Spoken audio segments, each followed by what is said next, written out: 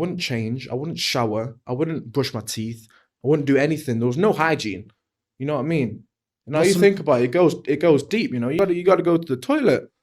What's the longest time you didn't brush your teeth, do you think? Maybe. I'm very lucky to have teeth right now. Really? Extremely lucky. I don't know how I have teeth. They're looking great. Yeah, man. I don't know.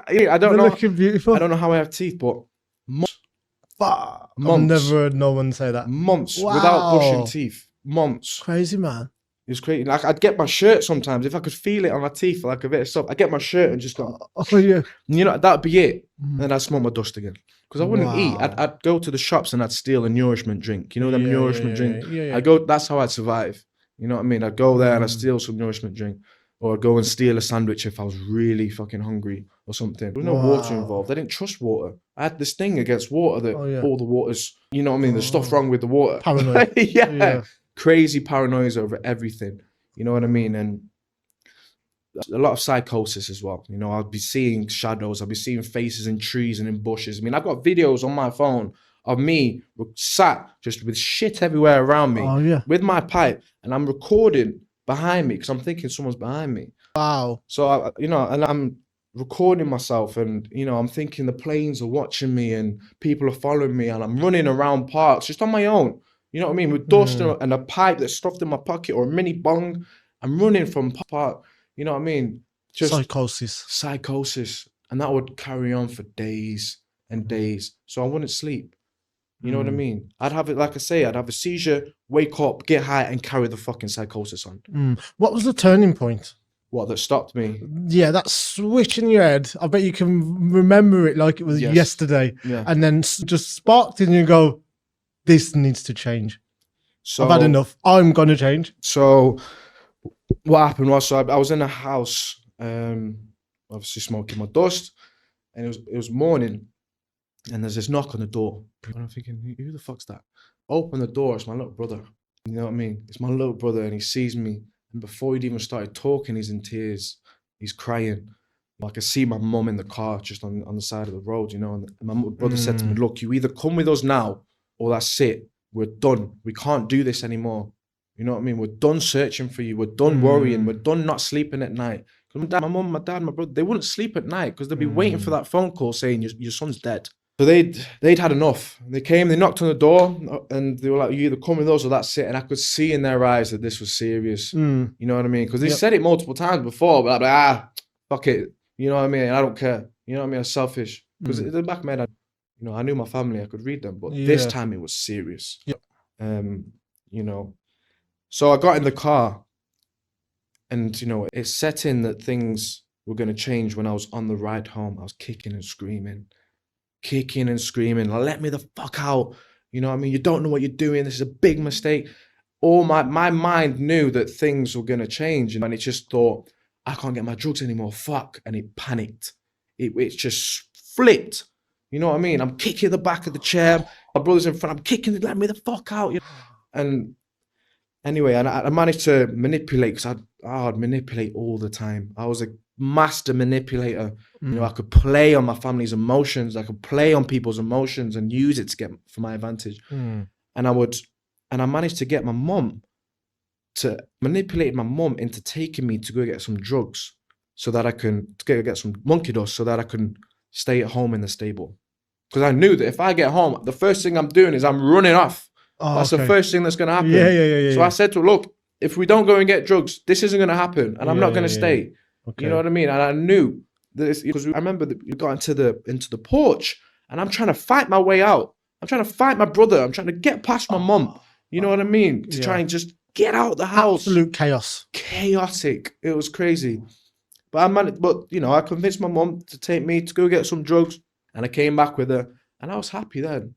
Oh, that car ride home on the way back home, and I've got my drugs in my pocket. I'm like, yeah, so what are we having for lunch? You know what I mean? Yeah. Like, there's no problem in the world. Like, I'm not just, you know what I mean, cause them an immense amount of pain. Just like, I've got my drugs now. Woo. You got the love of your life back. Yeah, that was it. That was my life. So you was attached to it. Just like when someone's in love with someone and you keep running them down, stalking them. It was a toxic relationship, being drugs. And then they've come back and you go, let's sweep everything under the rug. That's it. Yeah. Let's put it all behind us. Let's have some makeup sex. That's it. Yeah. Me and my makeup sex with my monkey dust. That was it.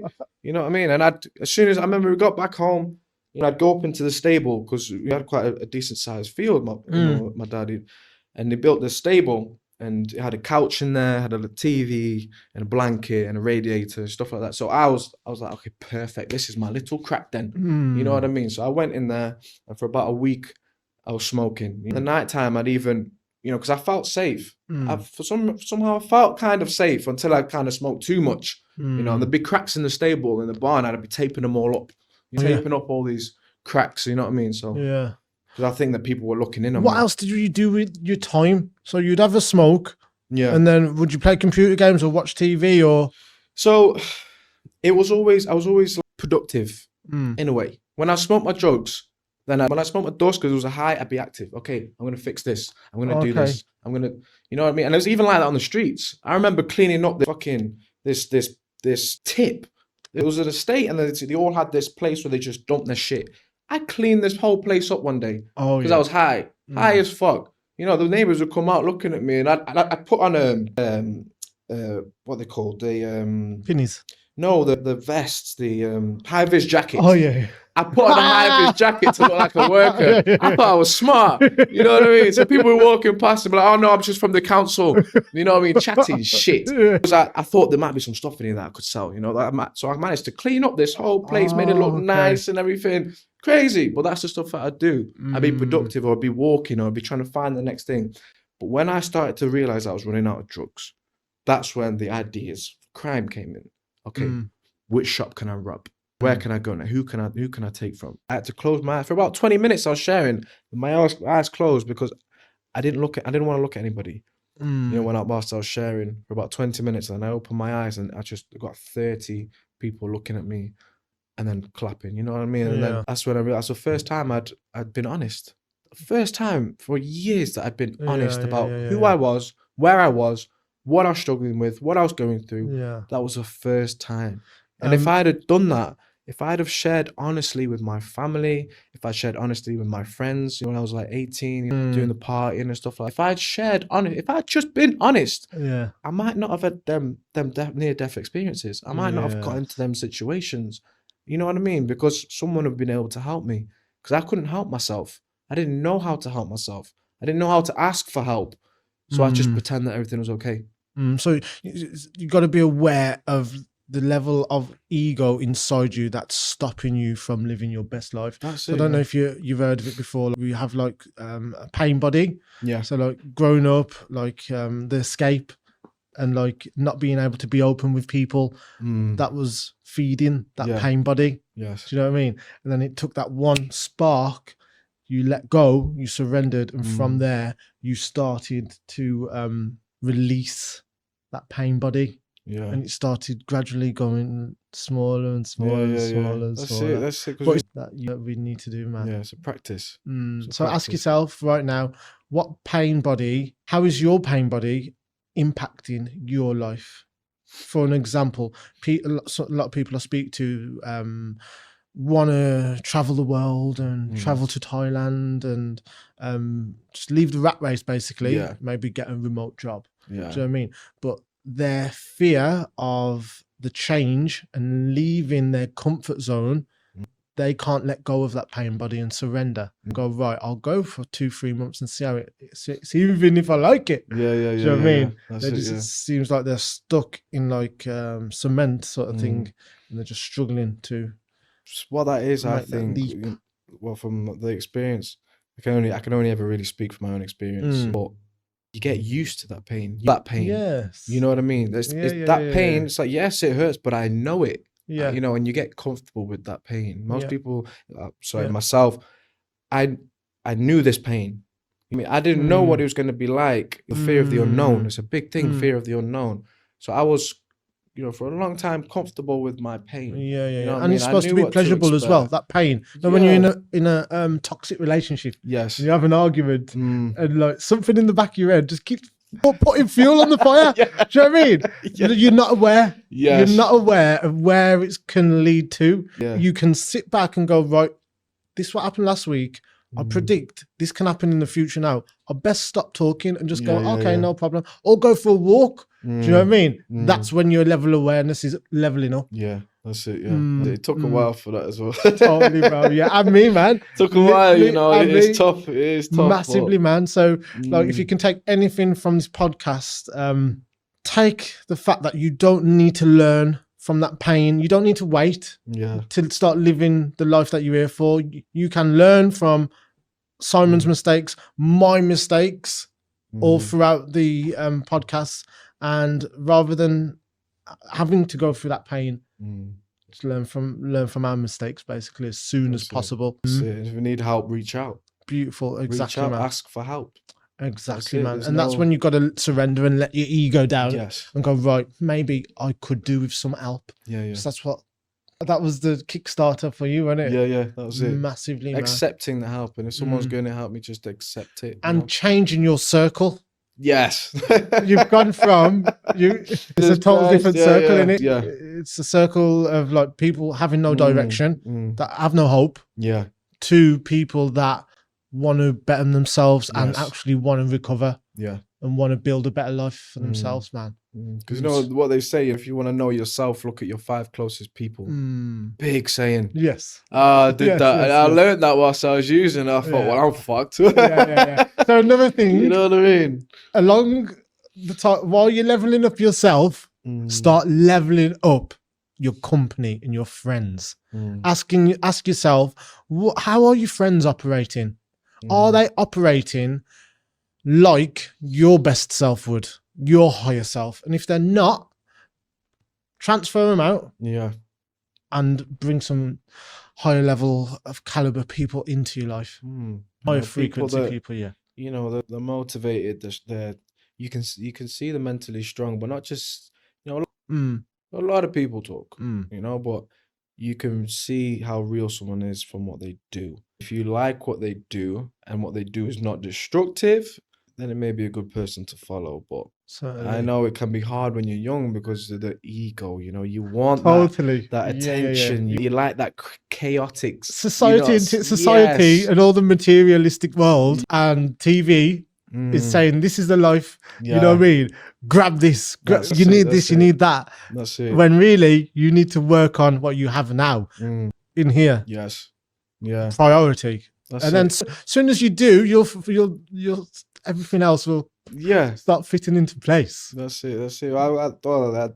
The more you work on yourself, the higher value people, you know, the higher frequency people, they're just drawn to you naturally. You know, you become on the same frequency. You know, when you're not, you know, I mean, Jesus, when I was smoking crack, you know, you're not on the same frequency as some CEO that's running a big company. You don't have the same conversations. You know what I mean? Well, it wouldn't look at you for 3 seconds. No, 2 it seconds. won't take a look. But once you start to level yourself up and you start to work on yourself, work on your business, you know, work on things going on around you, then you're at a point where you can start having conversations. You're being attractive to that person. Yes, that's it. The law of attraction. You know what I mean? Attract what you want. Be what you want. You got to be. You know what I mean? You got to build it in here. You can't go and grab it from out there. If you want that, you got to build it here first, and then it will come to you. And then I went home for 6 weeks, and that was tough. We were going home for 6 weeks. I was scared. Yeah, you know, over the Christmas period. Christmas, yeah. Yeah, I was last scared. Christmas, was it? Not last Christmas, the one before. Got ya. So yeah, that was a bit tough. And then they offered me a job. The soap house offered me a job. So I'm like, yeah, back on the plane. Oh really? Yeah. Oh shit. Oh god. Back on the plane. Did you need to sell it, or did they just throw it at you? Because I'd already kind of tried to work towards it. That's why I stayed volunteering. I did everything that was asked from me. I tried my best. I wasn't perfect. I was still battling with staying clean and my behaviors and stuff. But he took care of me, that guy. He did a good job. He was a tough guy, you know, to work with and to, you know, but he knew his stuff. He always had a big heart. Do you want to give it a shout out? Yeah, his name's Paul. Right? Paul Loftus. The Rehab. And his sober house is called Hope. But also, I've got a big shout out to Simon Mott. He's the one that owns the big rehab in Sobriety, right? Got yeah. So those two people, in my eyes, I've got the biggest gratitude towards because they've created something that's allowed someone like me to come to and basically live, you know. And I would love for people to shout out, speak to me, ask me this, ask me that. I am an open book. I will tell you my whole story. I've got nothing to hide. Yeah. You know, I'm not ashamed of it anymore, you know? No, beautiful. So, well, you're proud of that comeback and you're proud that you've made it here. That's it, yeah. Give your Instagram a shout out and how people can connect with you. That's it. So you can message me as SN Corbishley, Corbishley. That's on Instagram or even on my Facebook, Simon Corbishley. You know, I'll have to put in the link. Because like I say, those are the two main things that I use: Facebook, Instagram. Beautiful. You know, if anyone needs any help, any guidance, any even just a talk, I don't mind. That's what's got me through is being open and having somebody else. So that's the main thing for me. Beautiful. You know? So go back, just one question. So go back, you said like those were the good times when you was on, there was still class A drugs, yes, still but there was more so party sort of thing. Just tell me a little bit about that, because I've experimented loads with party drugs and it's not all bad, I would say, about it sort of thing. Do you know what I mean? Go for it. So the times when it was experimental, you know, the coke, the LSD, the MDMA, you know what I mean? All them, the party drugs, like you say. Yes, they're fun, but the problem is nobody knows that they're going to be an addict. Yes. Nobody expects to get addicted. Nobody does. You can't say, you know what, there are signs, of course. There are signs that you learn later on when you look back and you think, yeah, of course I was. How did I not see? Well, it's sort of a bit like playing with fire, isn't you? Playing with fire, you know and what it's I mean? fun. You might think it's a little bit fun. Yeah. You know what I mean? But then the next day you get burnt and you're fucking hungover, hanging. And then you do it again. On and come down for 3 4, and then like your relationships going downhill. That's it. Yeah. You know? So you just got to be very careful with experimenting, basically. That's it. I mean, if it's a big sign that if you've had a bad experience with like drugs or whatever, or you've done some kind of damage to someone else, and then you want to repeat that, that's when there's a bad sign. You know what I mean? For me, I wish I'd caught myself then. You know what I mean? Once I'd done the damage to somebody else, and then I'm like, okay, I'm going to go and take them drugs again and do more damage. That's a sign of a downward spiral. You Self-sabotage. Self-sabotage, you know, just selfish. You're prioritizing the drugs or even the alcohol. Yeah, food. You know what I mean? Food, even food. Relationships, anything basically. If content that doesn't help you, you're wasting your time. You're sabotaging your time. Yes. What is most valuable than that? Yeah, that's it. So nobody realizes it, you know, because it's for a lot of people, it's just routine. You know, you go through the work week, you get to Friday, and then everyone's going to the club and the pub, getting a beer after work. It's all very normalized. You know what I mean? Alcohol is legal. You know, and what comes next after alcohol? Cocaine. You know, a lot of people are that way. You know? I've been there. So, what other jewels and gems do you pass on to someone that's watching this right now? Yeah. That you can sort of influence to start living a more rewarding and healthy life. Drop the masks. You know, there's a lot of people, like myself included, will wear masks to cover work. We'll wear another mask for family. We'll wear a mask for friends, and then we'll have our own mask for ourselves. We'll have many different mask chameleons with camouflage with different people, because we don't want people to see the truth. If you drop them masks, it allows someone else to come and say to you, "Are you okay? Do you need some help?" And you've been reach out to help. You've been totally honest with where you are. You're not fabricating or deluding yourself with the life you have. Yeah, you're not fooling anybody else. If you keeping, that's when the secrets start. You know, honesty is the biggest policy. Honesty is what keeps me clean, and honesty is what I didn't have back then. I would lie with all these masks. They'll just be lies, all of them. And if you realize that you're pretending to be someone you're not, it's only going to be a matter of time before you become somebody you don't want to be. You know, because you couldn't accept who you were. Yeah, so facing reality. You've got to face reality. You've got to take life on life's terms. You know, you got to do what comes at you. You know what I mean? You got to take it, you deal with it, and you give it back. You can't fabricate. You can't be fake with people, Because living a fake life with different people, you're telling your family you're okay when you're not, telling your friends you've got all this money when you haven't, all these kind of things that are lies because you want to look better. Throw your ego in. You're feeding your ego, basically. Feeding the ego. Feeding your ego. Yeah. You know, those are the things that you'll lose yourself. So you'll basically, end up losing your whole self. When you spoke in front of that crowd, your ego, all of it, all of it. It was just open. Yeah. There was no ego left. There was no like, oh, look at me. So previously, you was feeding the ego by saying to the guests, "No, I ain't doing it." Yeah. Do you know what I mean? You're like looking outside and considering what other people. You know what I mean? Feed, and then I cared more about them. You surrendered, basically.